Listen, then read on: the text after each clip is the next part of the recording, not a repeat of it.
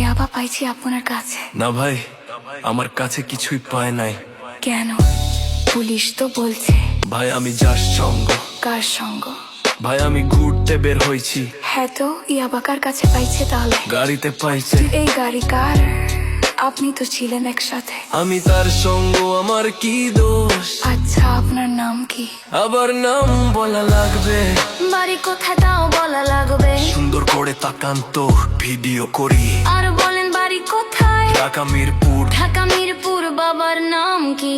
বাবার নামও বলা লাগবে। বলেন। রহমান। মায়ের নাম? পারুল।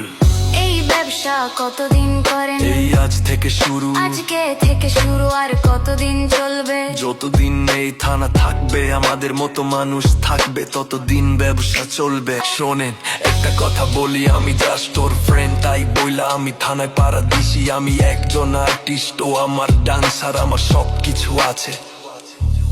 আপনারা কি মনে করেন আমি অপরাধী? আমি এতক্ষণ হাইসা হাইসা কথা বলতেছি, আপনারা হাইসা হাইসা প্রশ্ন করতেছেন। ও বাবা খায়, আমি কি দোষ করেছি ভাই? আমি মদ খায়া, আমার লাইসেন্স আছে, আমার লাইসেন্স করা, আমার বাড়ির লাইসেন্স করা। আমি মদ খাই।